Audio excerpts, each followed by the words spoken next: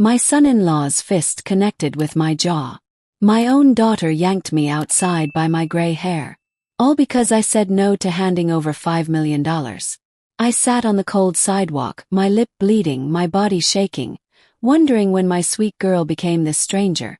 But they didn't know I had been getting ready for this day. And in 2 hours, their world would start falling apart. I'll tell you everything. First, let me thank you for watching Granny's Voice. Please subscribe and tell us where you're watching from in the comments. We might give you a shout out in our next video.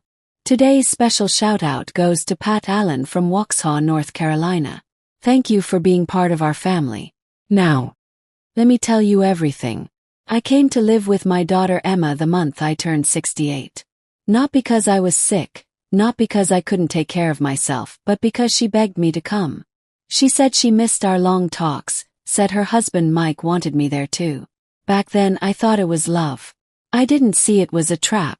Their house sat on a busy street in Portland with a small garden and a red door that always stayed locked.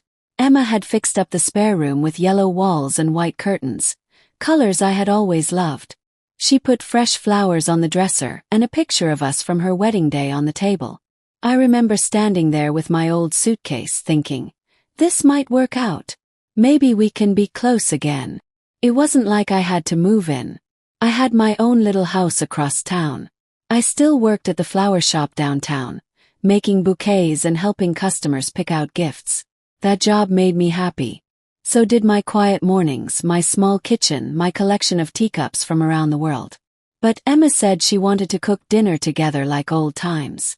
Said she wanted her boys to know their grandmother better. I believed every word. The first few days were nice.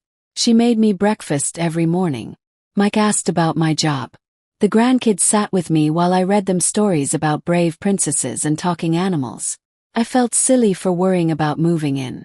Then slowly things started changing. Emma began talking about money more and more. Her voice sounded sweet, but her words felt heavy. She talked about house payments, about saving for the kids' college, about how hard things were getting.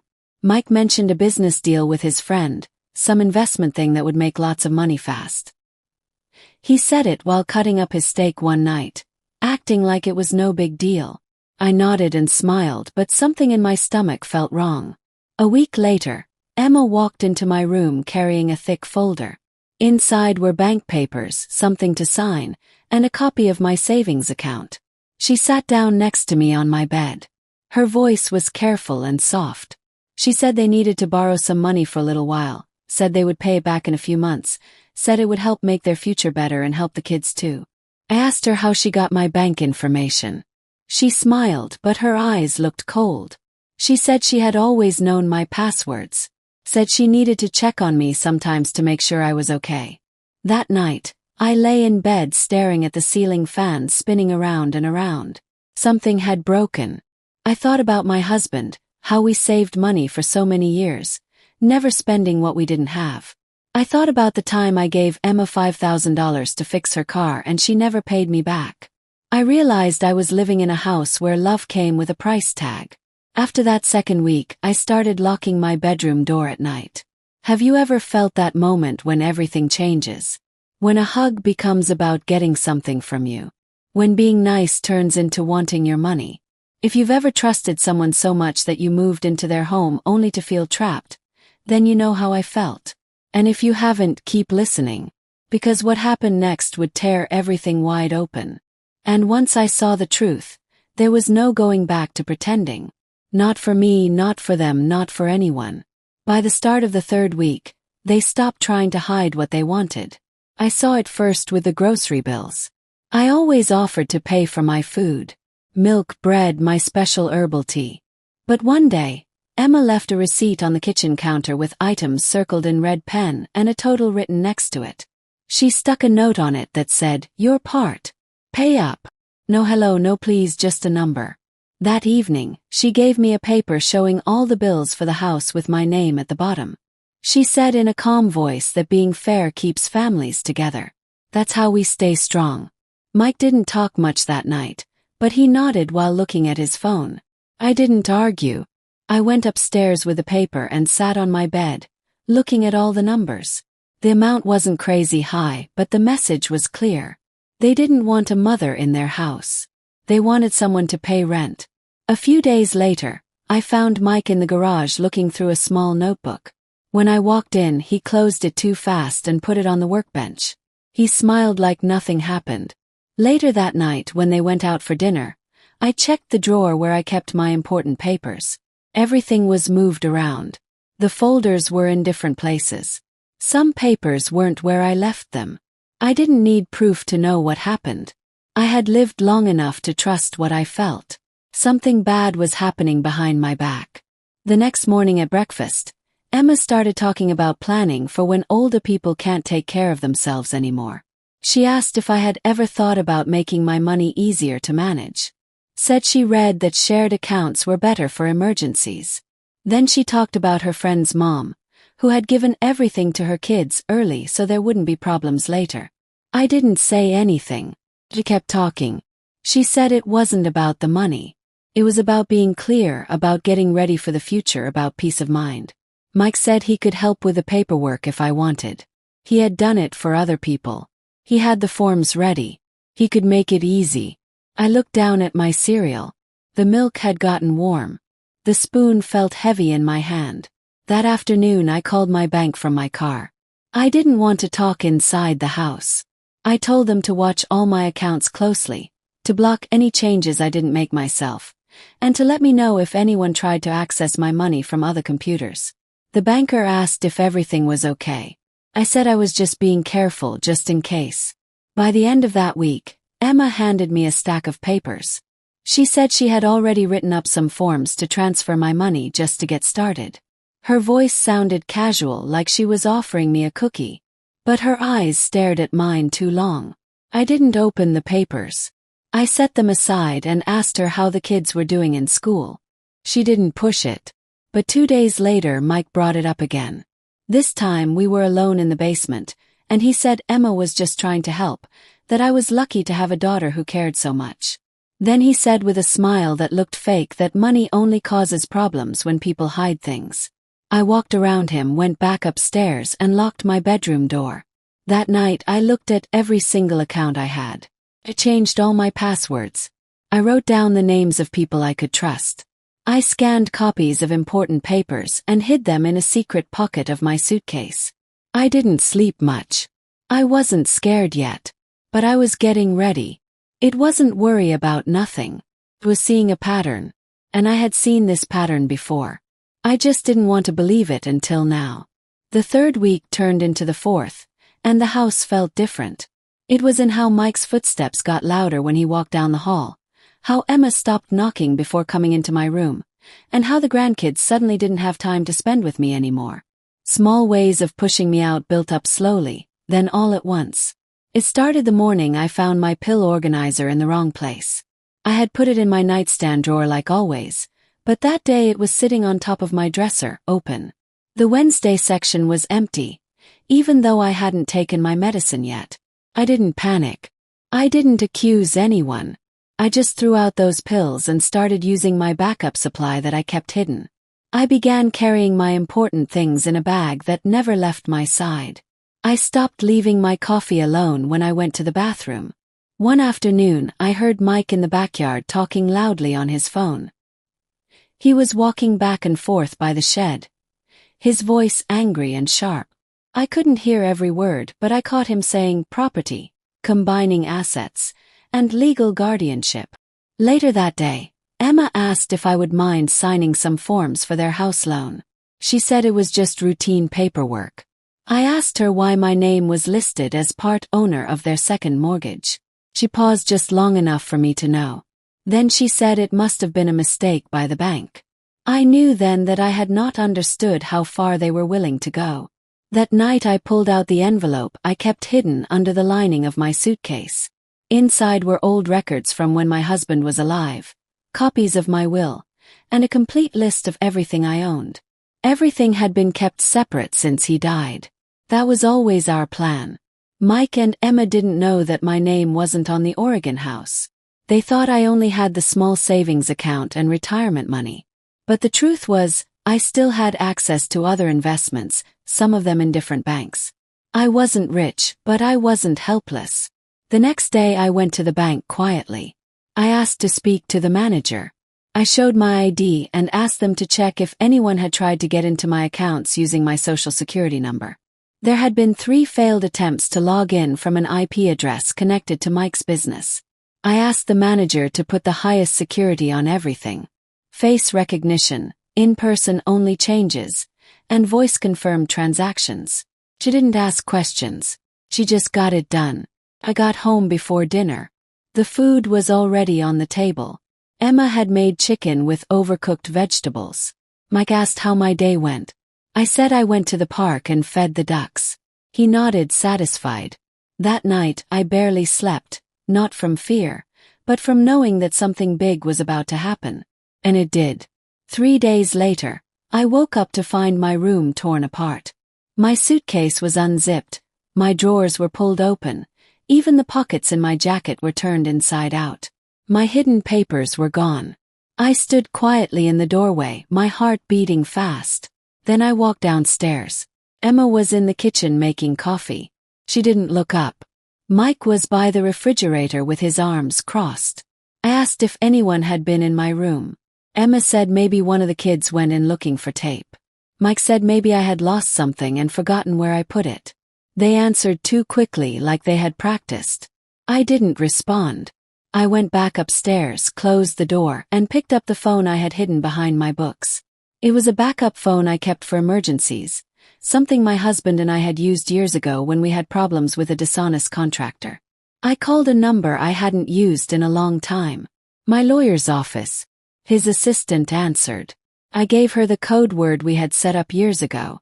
She connected me right away. Within minutes, my attorney said he could lock down everything. I asked him to trigger the safety plan in my will, to remove any shared power over my money, and to call my offshore bank to tell them that someone was trying to steal from me. I also asked him to make a report to Adult Protective Services just to have something on record. I wasn't accusing them yet, but I wanted a paper trail. Then I packed a small bag with just the basics. I didn't run. I didn't cry. I just acted. That evening, as I came down the stairs, I saw Mike standing by the fireplace, holding my stolen papers. He didn't say anything. He looked smug and pleased with himself. Emma stood behind him, her face hard to read. I told them I was going out for a walk. They didn't try to stop me. At the corner, I got into a black car that was waiting for me. My attorney had sent a driver. We went straight to a safe place I had arranged years ago. A small apartment downtown in the name of an old friend who owed me a favor. The next day, I froze all shared accounts, put a fraud alert on everything, moved all my money into a protected trust that couldn't be touched, and for the first time in weeks, I slept well. Not deeply, but without worrying about what might happen next. The quiet in the safe apartment was different. It didn't echo like the big house. It wrapped around me like a warm blanket. For the first time in weeks, I could breathe normally again. I sat at the small kitchen table that evening with a cup of chamomile tea, looking at the stack of papers my lawyer had brought over. Every page had a clear purpose. Every signature I made that night pulled a piece of my life back into my control. Over the next 4 days, I stayed in that quiet little apartment with the curtains closed and the phones turned off. I didn't watch TV. I didn't look at social media. I just thought. I thought about how it got this bad. How 2 people I had loved and trusted, Emma and Mike, could become so cold and calculating. On the 5th morning, I got an email from the bank. Someone had tried to log in using old information, then another email from my lawyer. He had talked to the trust manager. All my money had been moved. The new setup couldn't be touched, couldn't be changed, and the backup trustees I had named long ago, 2 women from my book club, both retired teachers, were now legally in charge if anything ever happened to me. That same afternoon, I talked on the phone with the lead investigator at Adult Protective Services. They had already started looking into my situation quietly. Just as a precaution, I gave them everything. Every incident, every document, every photo I had secretly taken of my room after it was searched. I gave them a timeline down to the hour of when I first noticed the manipulation. I wasn't pressing charges yet, but I wanted it on record. The officer I talked to was patient and careful. She didn't offer false hope, but she did say something I hadn't heard in a long time. She said I had done the right thing. She said I wasn't alone. Later that evening I drove back into the city. I didn't go to their house. I went to my friend Martha's home. She welcomed me with open arms. No questions, no judgment. Just a warm meal and a clean guest room. While I was there, I finally let myself feel the full weight of it all. The betrayal wasn't just about money. It was about erasing who I was. They hadn't just tried to steal my accounts. They had tried to erase my independence, replace my choices with their control. But they failed. And that truth kept me strong when the letter arrived. It was a formal notice from a law firm representing Mike and Emma. The tone was cold and businesslike. They said they were worried about my sudden disappearance and wanted a meeting to discuss a new estate plan. They claimed I might be under bad influence, that others might be forcing me to cut them out of my will. They mentioned my age, my supposed confusion. I handed the letter to my lawyer. He smiled as he read it, then made a copy, highlighted every manipulative phrase, and wrote a reply that was firm but polite. He included proof of my mental sharpness, recent medical evaluations I had done during a routine checkup, and outlined the timeline of events I had documented. Then he copied Adult Protective Services and the Federal Banking Commission into the response. The next day, a detective from the Financial Crimes Unit called me. The bank had flagged the earlier login attempts as part of a wider pattern of elder abuse they were investigating. Mike's name had come up before. Ms. 2. I sat across the table from the detective 2 days later. I told him everything. Not just the facts but the emotional manipulation. The way Emma would make passive comments about my health. The way Mike used silence to control my responses. How they both slowly wore down my independence, disguised as caring. The detective took notes and asked if I would be willing to testify if needed. Said yes. But more than anything, I asked for protection for other women like me in the future. In the following week, I met with my attorney again to write a formal statement. It would be kept confidential unless the investigation moved to official charges. But it was clear now. I hadn't overreacted. I hadn't imagined things. I had seen the truth and I had responded correctly. The final thing I did that week was meaningful to me. I changed the name of the charity fund I had created years ago with my late husband. Originally named after our wedding anniversary, I now called it the Eleanor Foundation after my mother, the strongest woman I ever knew. I changed it so that every year some of its earnings would go to women over 65 who had survived financial abuse from their own families. I didn't need revenge. I needed purpose. And with that change I felt something shift inside me, a kind of peace. The anger didn't disappear, but it stopped burning. By the end of the month, I had officially moved out. Martha helped me find a one-bedroom condo in a quiet neighborhood with wide sidewalks and big trees. I unpacked slowly, placed photos of my husband on the shelves, and framed a copy of the trust certificate with my mother's name at the top. I made tea that evening, stood at the window, and watched the wind move through the branches. I had lost a family, yes, but I had also found something I didn't know I was missing. My own voice. My own strength. 2 weeks passed. I kept to myself, living quietly in the condo Martha helped me find. No social media, no unnecessary phone calls. The days were calm and healing. I began walking again each morning just after sunrise with no music, just the sound of my feet on the pavement and the birds starting their day. Then came the letter from family court. It had been sent to my old address, but my lawyer had it redirected.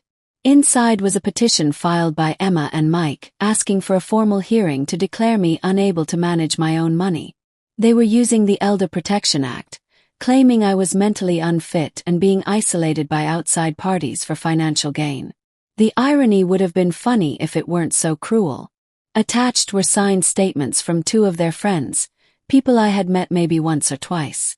They talked about my confusion, my supposed memory problems, and an incident at a family gathering where I supposedly asked the same question multiple times.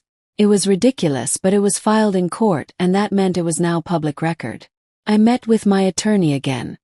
He wasn't surprised. He had expected this move. He laid out a plan, clean and calm, just like he always did.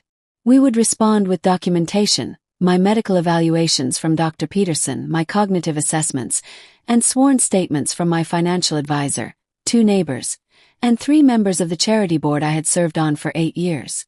These people had known me far longer and more closely than Mike or Emma's planted witnesses. But there was something else, something unexpected. The detective I had met with weeks ago called again. They had found security footage, not from my bank, but from Mike's. 2 separate attempts by Mike to access accounts connected to my name. Each time using documents that had been flagged as altered. That alone wouldn't result in charges, but combined with the pattern, it built a strong case. They were getting ready to take it to the district attorney. That same evening I sat down with Martha. I told her everything. I hadn't shared all the details before. She listened without interrupting, and then suggested something I hadn't considered. She said I should write a letter to the court myself, not just a legal response but a personal one. She said, "Speak as a woman, not just a client. Let the judge hear your heart before they see your face." Took me a day to decide. Then I sat down with a pen and wrote by hand first. 5 pages, not just facts but feelings. I wrote about my childhood, about raising Emma, about her curiosity as a little girl, her laughter when she was young. I wrote about the moment I realized she had changed. I described the silence between us that had grown louder over the years, and I explained in simple terms that protecting myself wasn't mean.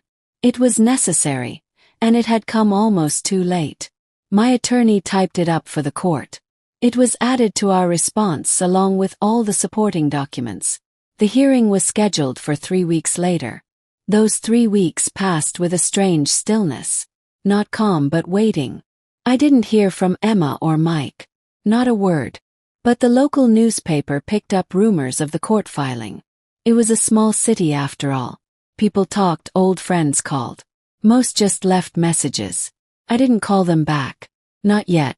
On the morning of the hearing, I wore a black suit I hadn't touched since my husband's funeral.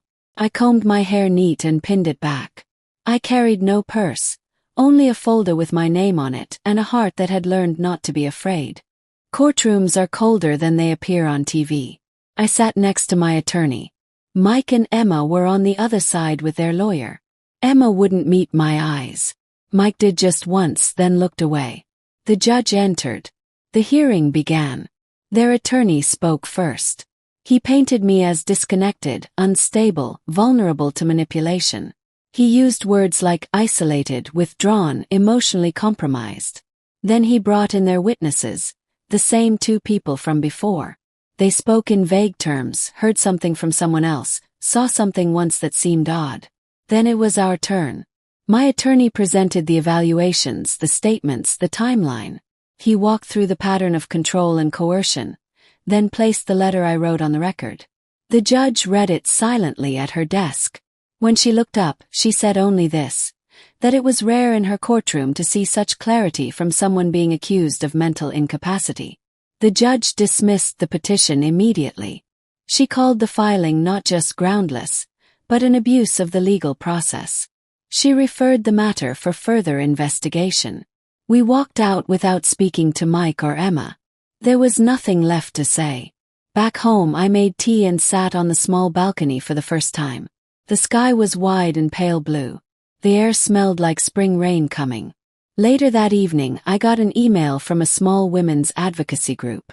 Someone at the court had shared my letter. They asked if I would speak at an upcoming conference, not about the legal case, but about resilience, about reclaiming identity, about surviving quiet betrayals. I closed the laptop, not ready yet. But the thought stayed with me because maybe healing didn't look like closure. Maybe it looked like this. A quiet place, a name restored, and a voice that had finally found its strength again. The week after the hearing, something inside me changed. It wasn't relief exactly. It was something quieter, more hollow, like standing in a house that had been cleared out.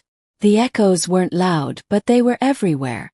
I had won, yes, but it didn't feel like victory. It felt like walking away from a war alone, carrying only the silence of what was lost.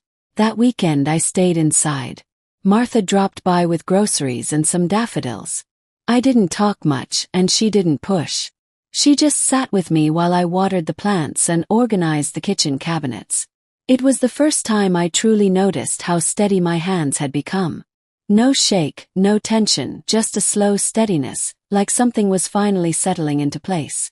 That night, I sat at the small table by the window and opened the memory box I had brought with me from the old house. Inside were photos, old letters, and the wooden box that held all the cards Mike had sent me over the years.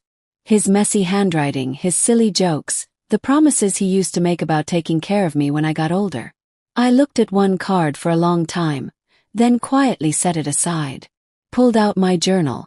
Not the one for lists or appointments, but the one with blank pages, the one I hadn't written in since the year after my husband died. I turned to a fresh page and wrote one sentence.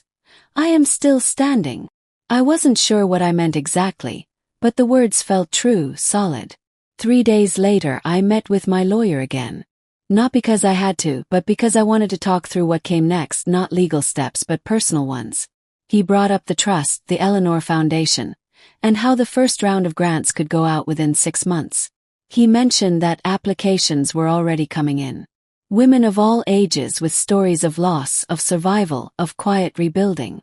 Then he looked at me and asked if I wanted to stay anonymous. I thought about that for a long time. I thought about what it meant to be visible, to have your name connected to something that others might hold on to in their darkest moments. To stand up, not despite what happened, but because of it. I told him no. I wanted my name on it. That evening I took a walk around the neighborhood. I passed a playground with swings painted bright yellow and children running in circles. I sat for a moment on a bench, letting the late afternoon sun warm my face, and I thought about Emma. Not with anger, not even sadness, just acceptance. She had made her choices. Me too. And now I had made mine. But this time it wasn't reactive. It wasn't about protecting what I had. It was about choosing what I wanted to become. Back home I made tea, then opened a blank document on my laptop. For the first time in years I started writing my story. Not as a legal case, not as a complaint, but as a life, a full, imperfect, quiet life that belonged to me. It began with the sentence I had written in my journal. I am still standing. And from there the words flowed like a river that had finally found its path to the sea. 3 weeks after choosing to go public with my name on the Eleanor Foundation, a letter arrived from the office of a federal investigator. It was addressed to me directly, not through my lawyer, not through any legal channel.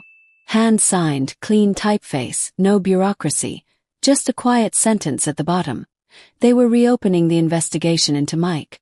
My fingers didn't shake when I set the letter down.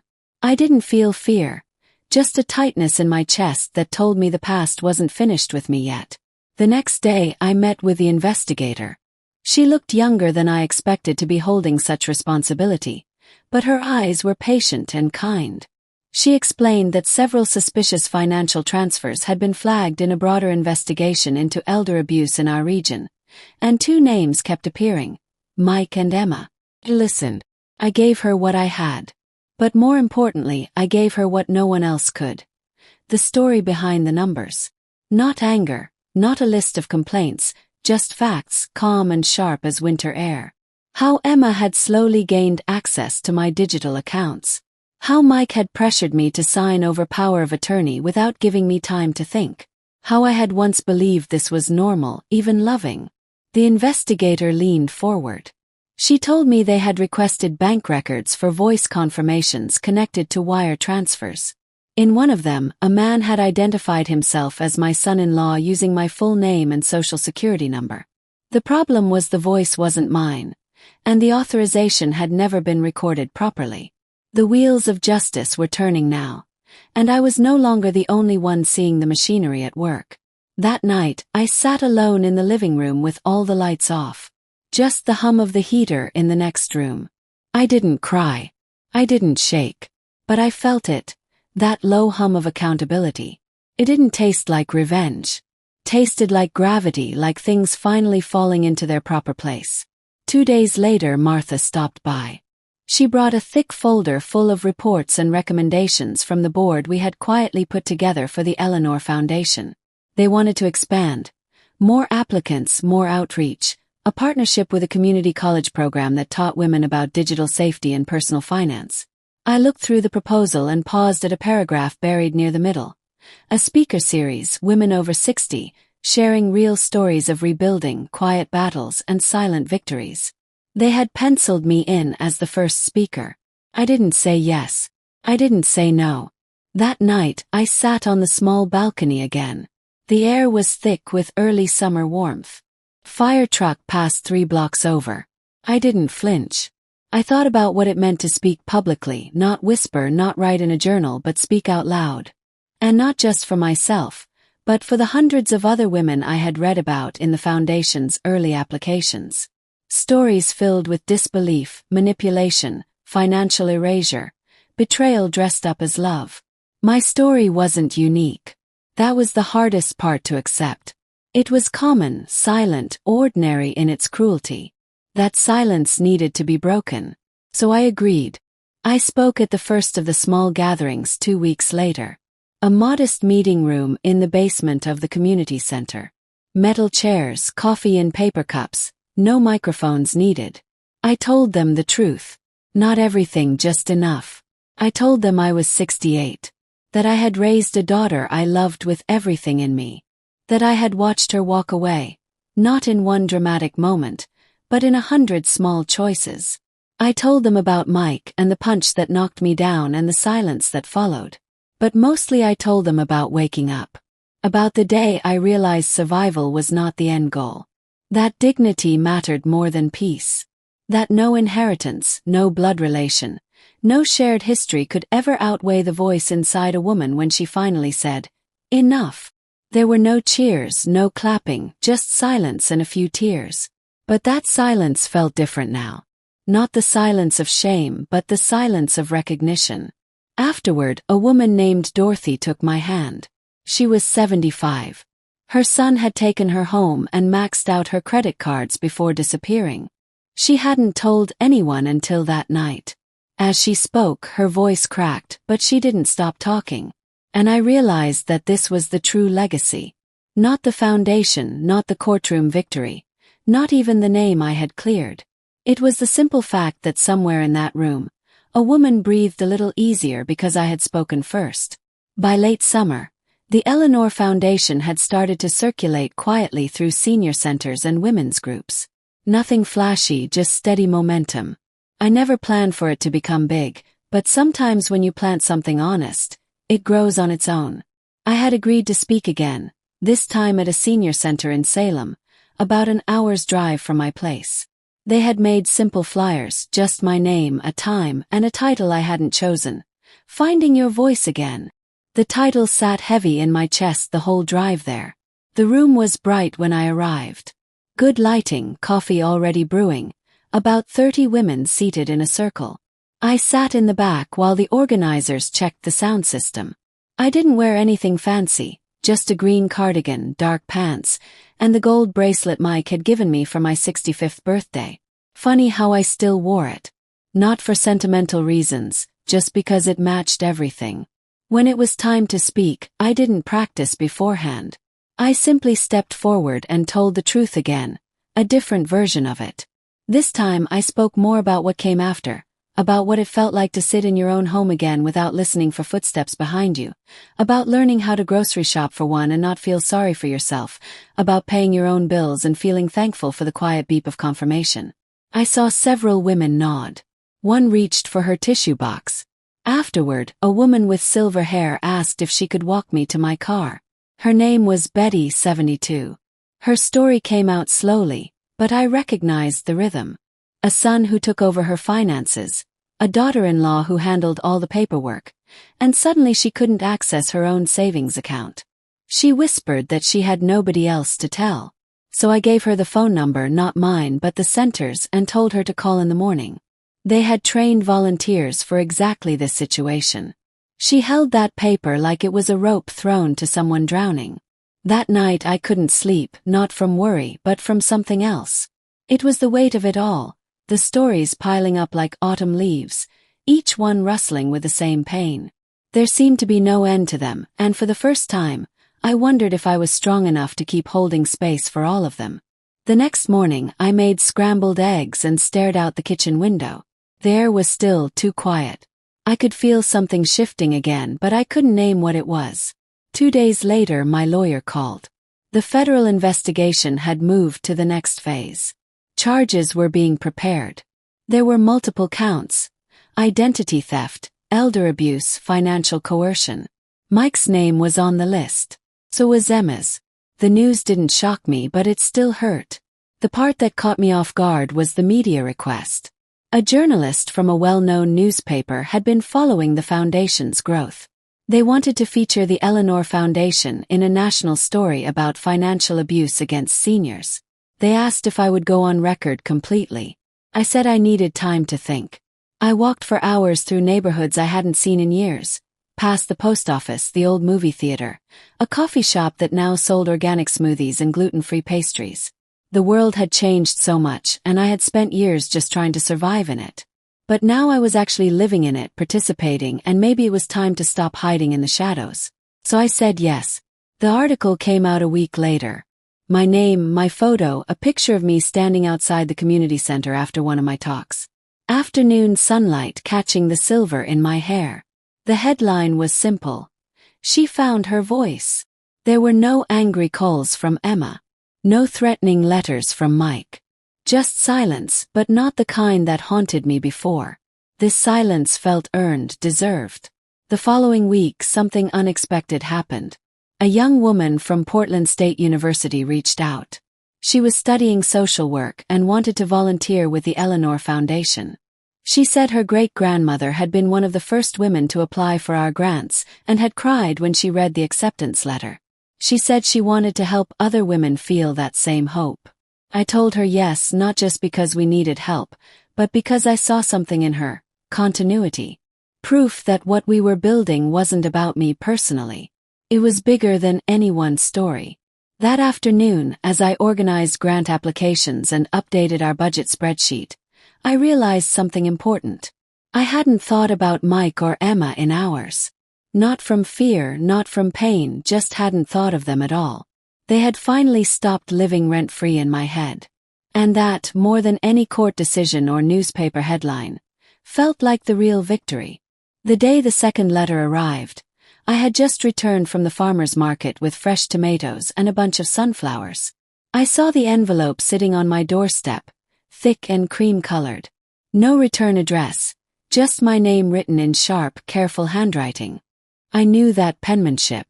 It was Emma's. My hands didn't tremble. I just opened it right there on the porch. Inside was a single page, handwritten. It wasn't long, maybe 4 sentences total. She said she'd heard about the Eleanor Foundation, that she'd seen my picture in the newspaper article, and that Mike had told her they had made serious mistakes. She said she wanted to meet for lunch, just a quiet meal, just to talk things through. She had included a restaurant name, a place downtown I hadn't been to in years, not far from the courthouse, actually. The suggested time was casual, Saturday at noon. I folded the letter and went inside to make iced tea. I didn't need time to decide. I wasn't going, but I didn't tear up the letter either. I placed it on my kitchen counter and let it sit there for 3 full days, untouched next to the fruit bowl. I suppose I wanted to understand why I wasn't angry anymore. Why the invitation didn't hurt, why the quiet inside me felt so solid and sure. By Saturday morning, I had completely forgotten about the letter. It wasn't until the sun began to set and I noticed the light outside shift to that strange golden color that I remembered. Noon had come and gone. And then at 6:30 my phone rang. Unknown number. I let it go to voicemail. Then it rang again and again. Finally I answered. It was a doctor from the emergency room at St. Mary's Hospital. Emma had been brought in with severe chest pains, mild heart attack, but enough to require immediate treatment. They had found my number listed as her emergency contact. She had written my name down. I sat on the edge of my couch, phone pressed to my ear. I could hear voices in the background, machines beeping steadily, and for a moment the air around me seemed to thin out. I asked the doctor if she was going to be okay. He said yes, stable condition. Then he paused and said Emma had been asking for me. Said she was alone and scared. I didn't answer right away. I looked down at my hands, at the veins showing through pale skin, the age spots that never used to be there.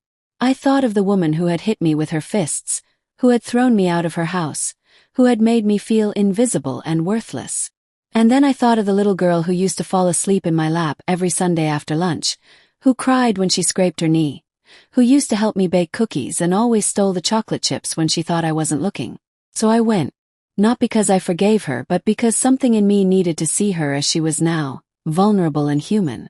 The hospital room was dim when I entered. She looked smaller than I remembered, her hair loose around her face, and 4-line connected to her left arm. She opened her eyes when I walked in and blinked slowly. For a moment, there was no recognition, and then her mouth moved. She said my name quietly. I didn't speak immediately.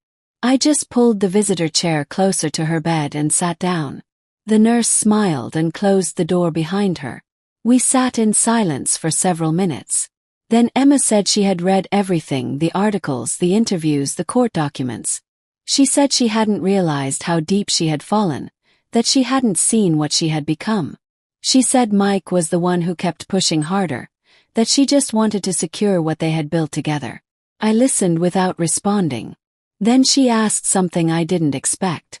She asked if I had created the Eleanor Foundation to send her a message. I shook my head slowly. I told her it was never about getting back at anyone. It was about learning to breathe again. Her eyes filled with tears, but she didn't cry. She said she couldn't take back what she had done, but she wanted to try to start over. Not as mother and daughter, not with any labels, just as two people who had once shared something real and true. I stood up then, not quickly, just deliberately. I told her I didn't hate her, but I also told her I didn't belong to her anymore, that my peace didn't depend on her apology or her regret. And then I walked out of that room. Outside, the sky had turned deep purple. The hospital parking lot buzzed with evening activity. I took a deep breath, not relief exactly, something deeper than that.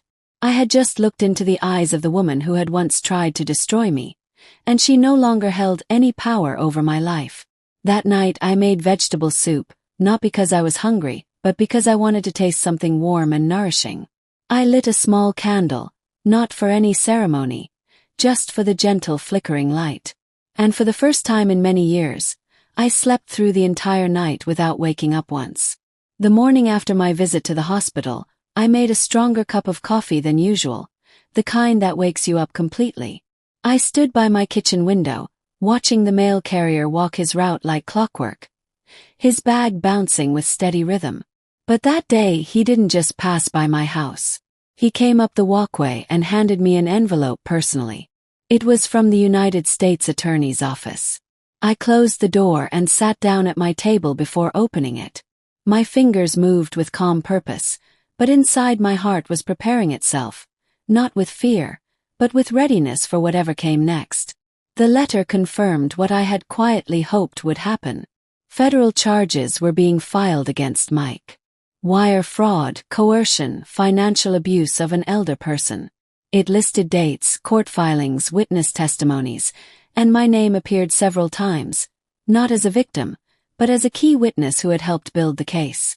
There had been an anonymous tip submitted to the FBI 4 months earlier. The investigation had revealed enough evidence to support a broader inquiry. Apparently, I was not the only person Mike had tried to manipulate and steal from.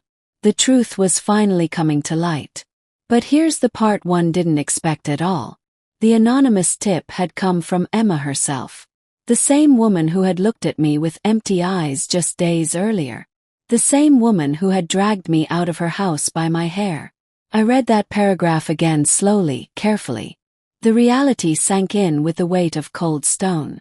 She had turned him in quietly, months before the lunch invitation, before the hospital visit, before any of this recent contact. She had done it completely alone. I didn't know if it was guilt or fear or something else entirely driving her decision. Maybe it didn't matter what her reasons were. What mattered was that she had torn down the very structure she had helped build. I set the letter down and looked at the stack of gardening magazines by the window. Fall was approaching.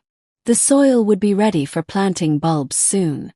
I thought of the daffodils I might try again this year, bright yellow against the dark earth. A week later, a federal agent showed up at my door. She wore regular clothes, but the badge in her wallet was definitely real. She said my testimony would help move the case forward more quickly. Said Mike had already been contacted for official questioning, that his attitude had changed dramatically the moment he realized Emma had cooperated with authorities. There was no arrest yet, but I could see the path of consequences beginning to form.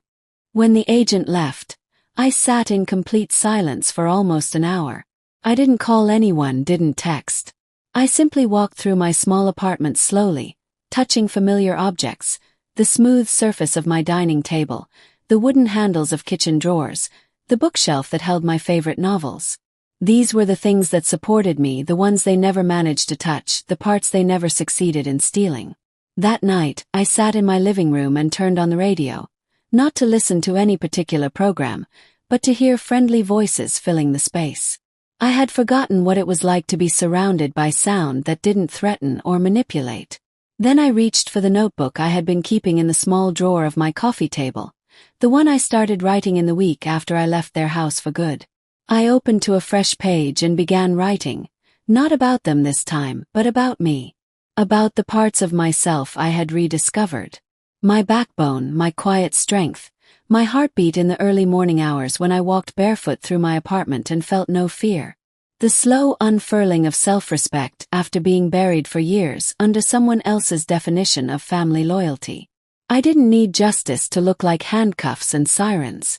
I just needed them to understand that I had survived their betrayal, and I had done it without asking for their permission. When the phone rang later that evening, I let it go to voicemail again. It was Emma. Her voice was barely above a whisper. She said Mike had left their house that afternoon, that federal agents had visited earlier in the day, that he had packed 2 suitcases and driven away without saying goodbye. She said she didn't know where he went or if he was coming back. Then she said she was sorry one more time, but it didn't sound like an apology this time. It sounded like someone finally exhaling after holding their breath for years. I didn't return the call. Instead, I stood up, walked outside onto my small balcony, and breathed in the evening air. Cool but fresh and clean. I pulled my sweater tighter around my shoulders and listened to the sounds of the neighborhood settling down for the night. No shouting, no slamming doors, no one standing behind me making demands. For the first time in a very long while, I was exactly where I wanted to be, doing exactly what I chose to do. And in the quiet hum of a world that kept turning without drama, I smiled. Not from triumph over my enemies, but from peace that I had earned through my own courage. 3 days after I let Emma's second call go to voicemail, another letter arrived from my attorney. I almost didn't open it immediately. My mornings had become precious again. I drank my coffee more slowly, let the morning sun move across my wooden floors without rushing anything, but something about this envelope felt important. It was thicker than usual. I opened it with steady hands. Inside was a copy of a legal document that made me sit down heavily in my chair. Apparently, several months ago, before our confrontation, before the dinner invitation, before the physical violence, I had signed a paper I didn't remember clearly. It was related to combining financial assets into a joint trust. I remembered Mike talking quickly, printing forms from his computer. I thought I had read everything carefully, but this particular document had somehow slipped past my attention, and now it was surfacing under my legal name. The trust had attempted to transfer nearly $5 million from my investment account to a holding company under Mike's control. The transfer never completed because of security alerts placed by the bank following suspicious activity flags, requests that came in while I was recovering in the hospital. My lawyer's letter continued with more details.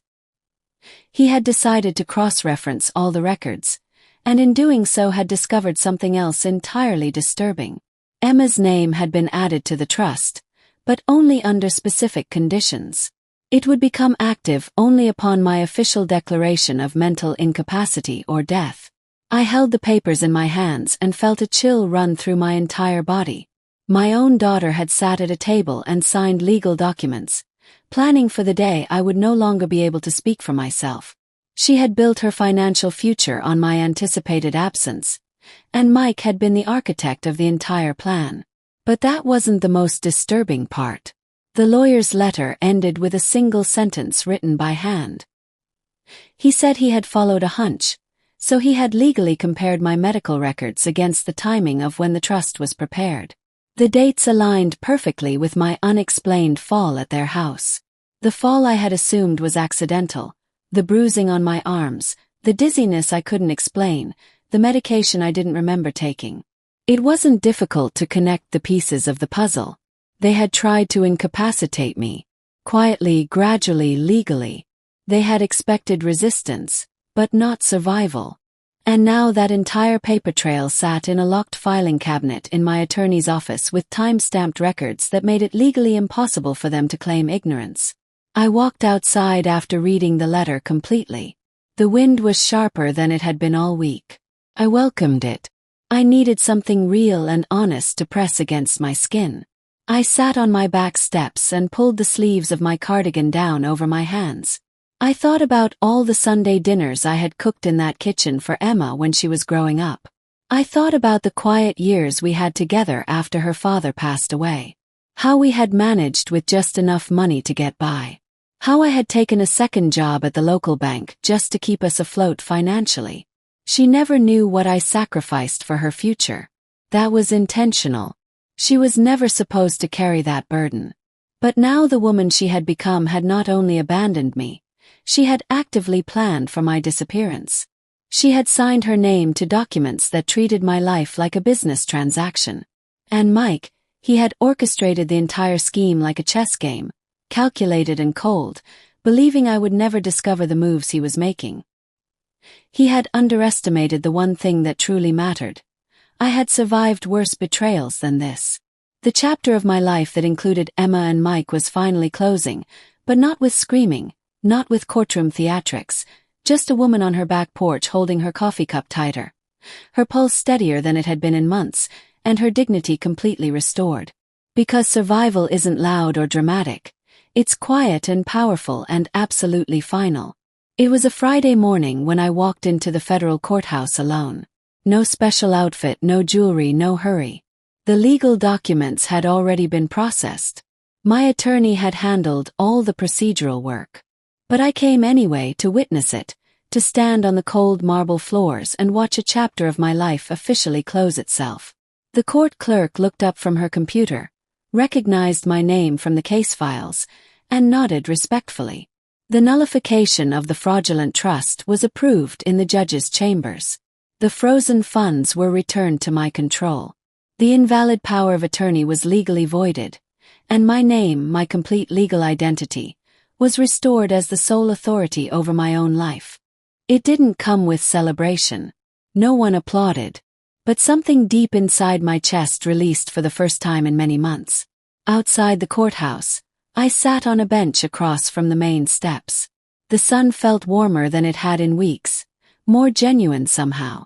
I had brought a small thermos of herbal tea with me. I sipped it slowly, feeling the warmth spread through my body, calming and strengthening me. A woman walked by, younger than me, with a small child in a stroller. We made brief eye contact. I gave her a gentle smile, and for just a moment, it felt like she understood something. Not the whole complicated story, just the weight of surviving something difficult and still being able to stand. When I got home, I didn't go straight inside my apartment. I walked around to the small garden area and stood at the old potting table I had set up in the corner. My hands were itching to work in the soil, to plant something living back into the earth. That afternoon, I planted 4 rows of tulip bulbs, red and yellow varieties. Hardy little flowers. They don't look impressive at first, but they push through frozen ground. They return to life even after winter tries to erase them completely. A week later, Mike called my number. I let it ring without answering. He left a voicemail message. His voice was quieter than usual, less confident. He said he was sorry for everything that had happened. Said Emma wanted to have a conversation with me. said they had both made terrible mistakes and wanted to make things right. I deleted the message without finishing it. A few days after that, an envelope arrived with no return address, just my name written on the front.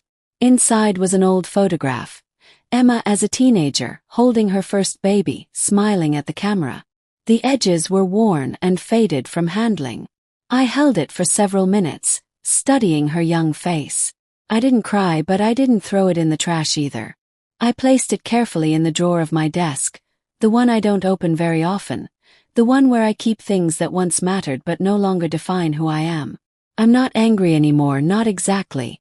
There's a different kind of silence now, a cleaner type of quiet. Not emptiness, more like clarity. Like a room that has finally been cleaned of echoes that don't belong there anymore. And I've discovered something valuable in that silence. Genuine peace. Not the kind that comes from seeing your enemies punished, but the kind that comes from knowing you chose to save yourself, that you reclaimed your voice, your space, your rightful place in the world. I no longer live in reaction to what they did to me. I live in response to who I've chosen to become. If this story reminded you of someone who once tried to silence your worth or steal your independence, I hope you know it is never too late to take your life back into your own hands. Have you ever walked away from people you loved deeply in order to protect the part of yourself they kept trying to erase? Your story has value too. Share it in the comments below if you feel comfortable, or just know that you're not walking this path alone. There are more of us out there than you might think. 6 months later, I received an invitation that changed everything. The Eleanor Foundation had grown beyond anything I had imagined. We were now partnering with 3 universities and 2 major hospitals to create educational programs about financial abuse prevention. The invitation was to speak at a national conference on elder rights, not just to a small group in a community center basement, but to an audience of social workers, attorneys, and policymakers who could actually change laws and protect people.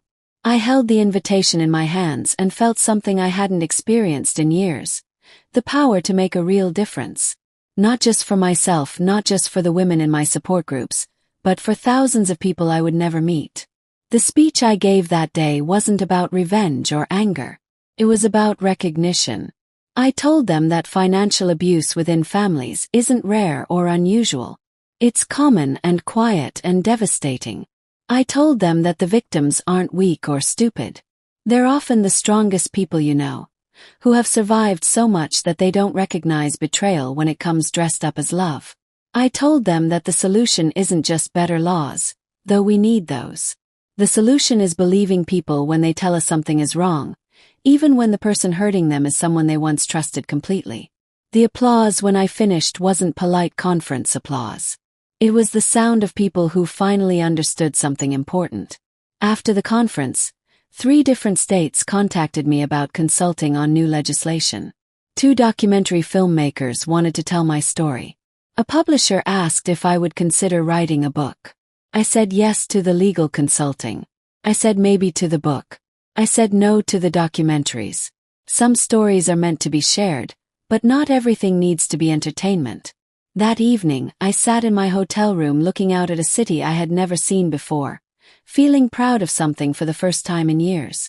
Not proud of surviving, though that mattered. Proud of choosing to use my survival to help other people find their own strength. The phone rang. It was Martha calling to congratulate me. She had watched the live stream of my speech. She said something that stayed with me. You didn't just get your life back. You made your life bigger. A year later, the Eleanor Foundation had its first annual gala. Nothing fancy, just a dinner in the community center where I had given my first speech. We honored 25 women who had rebuilt their lives after financial abuse. We celebrated the passage of new laws in 4 states that made it harder for family members to steal from elderly relatives. We announced scholarship programs and legal aid partnerships.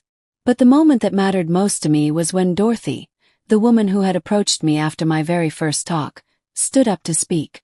She told the room that 18 months earlier, she had been homeless and hopeless, living in her car because her own son had stolen her house and maxed out her credit cards.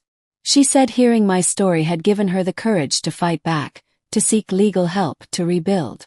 Now she had her own apartment, a part-time job she loved, and most importantly, she had her voice back. She looked directly at me and said, "Thank you for going first." That night, I went home to my little apartment and sat at my kitchen table with a cup of tea. I opened my journal to a fresh page and wrote, "This is what healing looks like.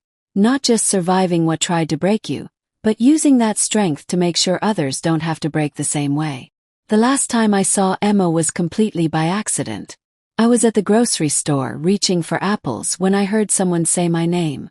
I turned around and there she was, looking older, wearing clothes I didn't recognize. We stared at each other for a moment. She started to say something, then stopped. I didn't feel anger or sadness. I felt nothing, which was somehow the most peaceful feeling of all. She asked how I was doing. I said I was well. She said she had heard about my work with the foundation. I nodded. She said she was proud of me. I thanked her politely, the way you would thank a stranger for holding a door open. Then I took my apples and walked away. I didn't look back. Outside in the parking lot, I sat in my car for a moment, checking how I felt. Still peaceful. Still clear. The woman who had once held so much power over my emotions was now just another person in a grocery store. Someone I used to know. 2 years later, I published my book. Still Standing. A Guide to Surviving Family Financial Abuse. It wasn't a bestseller, but it didn't need to be. It reached the people who needed to read it. I got letters from women all over the country, thanking me for putting words to their experiences, for showing them that survival was possible, that dignity could be reclaimed. The Eleanor Foundation expanded to 12 states. We helped establish legal clinics, support groups, and emergency funds for people escaping financial abuse. But more than any of that, we helped people understand that they weren't alone, that their stories mattered, that their voices deserved to be heard. On my 72nd birthday, I had a small party. Just Martha, a few women from the foundation, my lawyer who had become a friend, and Dorothy, who now helped run our support groups. We ate cake and laughed about silly things. No one mentioned Emma or Mike. They had become irrelevant to my story. Footnotes in a chapter 1 had already closed. As everyone was leaving, Martha handed me an envelope. Inside was a newspaper clipping. A small article about Mike being sentenced to 3 years in federal prison for elder financial abuse. He had been caught trying to run the same scheme on an 84-year-old widow in California. She had been smarter than he expected. She had reported him immediately. I read the article once, folded it neatly, and threw it away. His punishment wasn't my victory. My victory was the life I had built after he tried to destroy me. That night, I stood on my balcony looking out at the city lights. 3 years ago, I had been sitting on a sidewalk, bleeding and broken, wondering if I had the strength to keep going. Tonight, I was standing in my own space, surrounded by work that mattered, connected to people who valued me for who I was, not what I could give them. I had not just survived. I had thrived. And that, I realized, was the real ending to this story. Not the moment the bad people got punished, but the moment I stopped defining my life by what they had tried to take from me and started defining it by what I had chosen to build instead. If you're sitting somewhere right now feeling broken by someone who was supposed to love you, please remember this. Their betrayal is not the end of your story. It's just the end of the chapter where you let them write your ending. Your real story, the one where you remember who you are and what you're worth, that story is just beginning. And you don't need anyone's permission to start writing it. Thank you for listening to my story. If it helped you in any way, please share it with someone who might need to hear it. Sometimes the most powerful thing we can do is simply say, "You're not alone, and you're stronger than you know."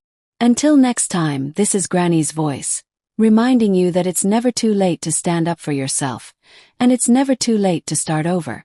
Take care of yourselves and remember, you are still standing, and that matters more than you know.